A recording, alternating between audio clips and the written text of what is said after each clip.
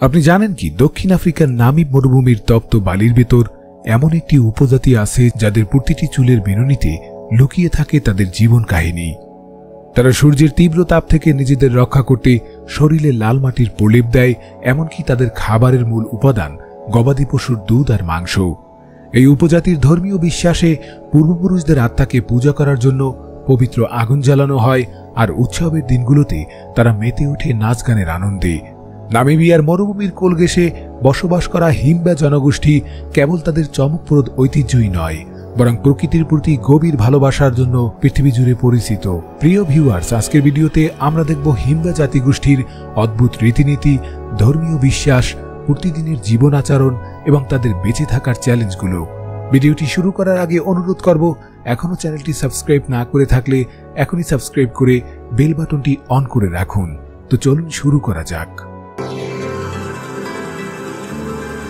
Mirror of Adventure.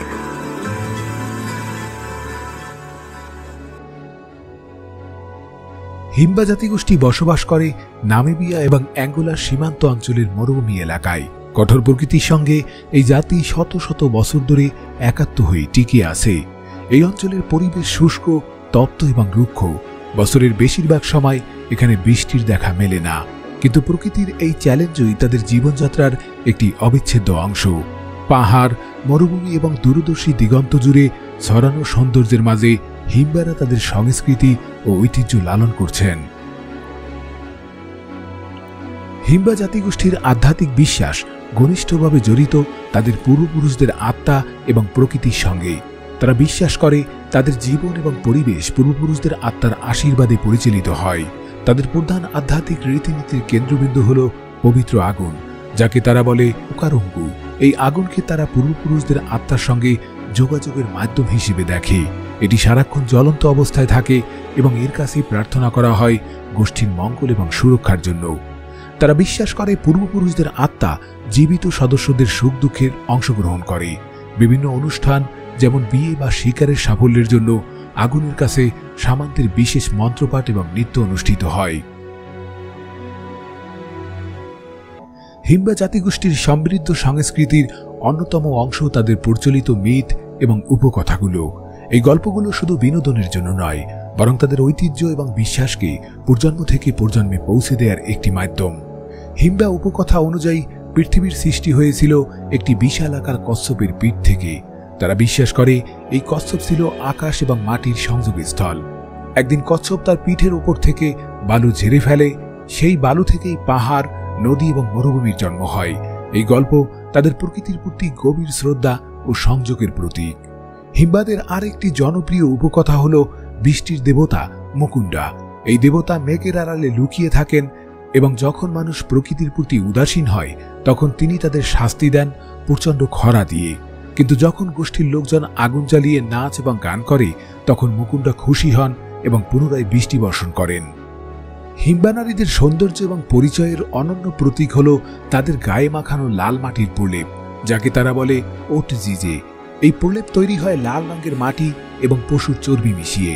এটি শুধু তাদের ত্বককে রুক্ষ মরুভূমির রোদ থেকে সুরক্ষা দেয় না, বরং শরীরের আর্দ্রতা ধরে রাখে। পাশাপাশি এটি পোকামাকড় থেকে রক্ষা করার প্রাকৃতিক প্রতিরোধক হিসেবে কাজ করে। তাদের বিশ্বাস লালের এই আরবা উর্বরতা, সৌন্দর্য এবং জীবনের প্রতীক। প্রতিদিন সকালে এই প্রলেপ লাগানোর মাধ্যমে তারা নিজেদের সজ্জিত করে এবং তাদের সংস্কৃতির প্রতি গভীর শ্রদ্ধা জানায়। হিম্বা জাতিগোষ্ঠীর চুলের স্টাইল শুধু তাদের সৌন্দর্যের প্রতীক নয়, এটি তাদের বয়স, বৈবাহিক অবস্থা এবং সামাজিক অবস্থানের পরিচয়ও। নারীরা চুলে ওটজিজে মেখে এটি পুরোপুরো গোছায় বেঁধে রাখে। বিবাহিত এবং অবিবাহিত নারীদের চুলের ধরন আলাদা হয়ে থাকে। অবিবাহিত নারীরা সাধারণত সামনে কিছু চুল খুলে রাখে, যা তাদের স্বাধীনতা এবং বিবাহযোগ্যতার প্রতীক। বিবাহিত নারীদের চুল পেছনে বেনি করে বাঁধা থাকে, যা তাদের পরিবারের প্রতি দায়িত্বশীলতার প্রতীক। পুরুষদের ক্ষেত্রে বিবাহিত পুরুষরা চুল ঢাকতে কাপড় বা পাগড়ি ব্যবহার করে, তবে কিশোর ছেলেদের চুল সাধারণত ছোট রাখা হয়। হিম্বা জাতিগোষ্ঠীর জীবনধারা মূলত যাযাবর। তারা এক জায়গায় স্থায়ী নয়, বরং গবাদি পশুর চারণক্ষেত্র এবং পানির উৎসের সন্ধানে এক স্থান থেকে আরেক স্থানে চলে যায়। তাদের ঘরবাড়ি অস্থায়ীভাবে তৈরি করা হয় কাঠ, কাদা, শুকনো ঘাস দিয়ে। এগুলো সহজে গুছিয়ে অন্যত্র নিয়ে যাওয়া যায়। যাযাবর জীবনের কারণে তারা প্রকৃতির সঙ্গে গভীরভাবে যুক্ত। চরম তাপমাত্রা, পানির অভাব এবং কঠিন পরিবেশ সত্ত্বেও তারা টিকে আছে প্রকৃতির জ্ঞান এবং অভিজ্ঞতার মাধ্যমে। হিম্বা জাতিগোষ্ঠীর জীবনের মেরুদণ্ড হল মেষপালন এবং পশুপালন। গবাদি পশু তাদের জন্য শুধু জীবিকার উৎস নয়, বরং সামাজিক মর্যাদা এবং সম্পদের প্রতীক। তারা মূলত গরু এবং ছাগল পালন করে। গবাদি পশুর দুধ তাদের প্রধান খাদ্য, যা থেকে তারা দই এবং মাখন তৈরি করে। বিভিন্ন আচার অনুষ্ঠানে মাংস খাওয়া হয়। গবাদি পশুর সুরক্ষার জন্য তারা গোত্রভিত্তিক পালা করে পাহারা দেয় এবং শুকনো মরুভূমির মধ্যেও চারণক্ষেত্র খুঁজে বের করতে অভ্যস্ত। হিম্বা জাতিগোষ্ঠীর জন্য জল সংকট একটি দৈনন্দিন চ্যালেঞ্জ। তারা শুষ্ক মরুভূমিতে বসবাস করে, যেখানে প্রাকৃতিক পানির উৎস অতি সীমিত। জল সংগ্রহের জন্য তারা প্রাকৃতিক কৌশল অবলম্বন করে। তারা গাছের শেকড় থেকে আর্দ্রতা সংগ্রহ করে এবং মরুভূমির বালির নিচে গভীর গর্ত খুঁড়ে লুকোনো পানির সন্ধান করে। কখনো কখনো তারা পশুদের পথ অনুসরণ করে লুকোনো জলধারের খোঁজ পায়। জলের প্রতিটি ফোঁটা তাদের কাছে মূল্যবান, তাই তারা পানি সংরক্ষণে অত্যন্ত দক্ষ। হিম্বা জাতিগোষ্ঠীর প্রাকৃতিক প্রসাধন তাদের সৌন্দর্য, পরিস্থিতি এবং সুরক্ষার প্রতীক। এটি শুধু সাজসজ্জা নয়, বরং কঠোর পরিবেশে বেঁচে থাকার অন্যতম মাধ্যম। তারা লাল মাটি, পশুর চর্বি এবং স্থানীয় গাছের নির্যাস ব্যবহার করে প্রসাধনী তৈরি করে। এই মিশ্রণ তাদের ত্বককে রোদ এবং ধুলার ক্ষতিকর প্রভাব থেকে রক্ষা করে এবং আর্দ্রতা বজায় রাখে। তারা ফুল, বীজ এবং গাছের ছাল থেকে সুগন্ধি তৈরি করে, যা তাদের দৈনন্দিন জীবনে ব্যবহার করা হয়। এই প্রসাধন তাদের সংস্কৃতি এবং প্রকৃতির প্রতি ভালোবাসার চিহ্নস্বরূপ। হিম্বা জাতিগোষ্ঠীর পোশাক এবং গয়না তাদের সংস্কৃতি এবং পরিচয়ের অংশ। তারা প্রধানত পশুর চামড়া থেকে পোশাক তৈরি করে। নারীরা পশুর চামড়ার স্কার্ট পরে, যা হাতে তৈরি এবং স্থানীয় উপকরণ দিয়ে অলঙ্কৃত। তাদের গয়নাগুলো তৈরি হয় ঝিনুক, কাঠ, পাথর এবং ধাতু দিয়ে। বিশেষ করে কোলা নট এবং পশুর হাড়ের তৈরি গয়না নারীদের সৌন্দর্য ও সামাজিক অবস্থানের প্রতীক। শিশু থেকে শুরু করে প্রাপ্তবয়স্ক সবারই গয়নায় বিশেষ বৈশিষ্ট্য দেখা যায়। হিম্বা জাতিগোষ্ঠীর ধর্মীয় বিশ্বাস কেন্দ্রীভূত পূর্বপুরুষদের আত্মা এবং প্রকৃতির শক্তিতে। তাদের প্রধান আধ্যাত্মিক চর্চা হল পবিত্র আগুন, যা পূর্বপুরুষদের আত্মার সঙ্গে যোগাযোগের মাধ্যম। প্রতিটি হিম্বা গ্রামে একটি পবিত্র আগুন থাকে, যা সবসময় জ্বালিয়ে রাখা হয়। তারা বিশ্বাস করে আগুনের ধোঁয়া পূর্বপুরুষদের কাছে তাদের প্রার্থনা পৌঁছে দেবে। তারা শামানদের মাধ্যমে আধ্যাত্মিক আচার অনুষ্ঠান পালন করে। বিশেষ দিনগুলোতে নাচ, গান এবং আগুনের চারপাশে মন্ত্রপাঠের মাধ্যমে ধর্মীয় আচার সম্পন্ন করে। হিম্বা জাতিগোষ্ঠীর বিবাহ প্রথা তাদের ঐতিহ্য এবং সামাজিক সংহতির অন্যতম গুরুত্বপূর্ণ অংশ। বিয়ের আগে বরকে নিজের দক্ষতা প্রমাণ করতে হয়, সাধারণত একটি বড় শিকার ধরে তা গোত্রের কাছে উৎসর্গ করার মাধ্যমে। কন্যার পরিবার পাত্রের গবাদি পশুর সংখ্যা ও সামাজিক মর্যাদা বিবেচনা করে। বিয়ের দিন গোষ্ঠীর সবাই অংশ নেয়।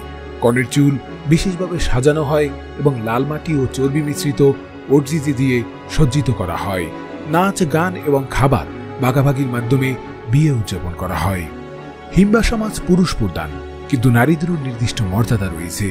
পরিবারের প্রধান সাধারণত বয়স্ক পুরুষ, যিনি গোষ্ঠীর সিদ্ধান্ত নেন। তবে নারীরা পরিবারের গুরুত্বপূর্ণ ভূমিকা পালন করে, বিশেষত গবাদি পশু ও সন্তান পালনে। সমাজ গোষ্ঠীবদ্ধ, যেখানে প্রত্যেকে নিজেদের দায়িত্ব ভাগাভাগি করে। বয়স্কদের জ্ঞান এবং অভিজ্ঞতাকে বিশেষভাবে মূল্য দেওয়া হয়। হিম্বাদের কিছু রীতি আধুনিক সমাজের কাছে অদ্ভুত মনে হতে পারে, যেমন দুই পরিবারের মধ্যে সম্পর্ক জোরদার করার জন্য কন্যাদের বিনিময় করা হয়, যা কন্যা বিনিময় প্রথা নামে প্রচলিত। অতিথি এলে তারা বাড়ির নারীদের শয্যা সঙ্গিনী হতে দেওয়া একটি সম্মানের বিষয় বলে মনে করে, যা পর্যটকদের আত্মীয়তার অংশ। হিম্বাদের মধ্যে দাঁতের রীতি প্রচলিত আছে। হিম্বারা বিশ্বাস করে সামনের নিচের দাঁত ফেলে দিলে সৌন্দর্য বাড়ে এবং এটি প্রাপ্তবয়স্ক হওয়ার প্রতীক। হিম্বা জাতি গোষ্ঠীর অস্থায়ী ঘরবাড়ি তাদের যাযাবর জীবনের সঙ্গে মানানসই। এই ঘরগুলো সাধারণত গোলাকার এবং ছোট আকারের, যা সহজে তৈরি এবং পরিবহনের সুবিধাজনক। তারা কাঠের ডাল দিয়ে কাঠামো তৈরি করে এবং সেটি কাদা, গোবর ও শুকনো ঘাসের মিশ্রণে ঢেকে দেয়। এই কাঠামো তাপ ধরে রাখতে এবং মরুভূমির শুষ্ক পরিবেশে আরামদায়ক আশ্রয় দেয়। ঘরের দরজা সবসময় পবিত্র আগুনের দিকে মুখ করে থাকে, যা তাদের পূর্বপুরুষদের সম্মানের প্রতীক। হিম্বা জাতিগোষ্ঠীর নাচ এবং গান তাদের সংস্কৃতির হৃদয়। এগুলো শুধু বিনোদনের জন্য নয়, বরং তাদের দৈনন্দিন জীবনের গুরুত্বপূর্ণ অংশ।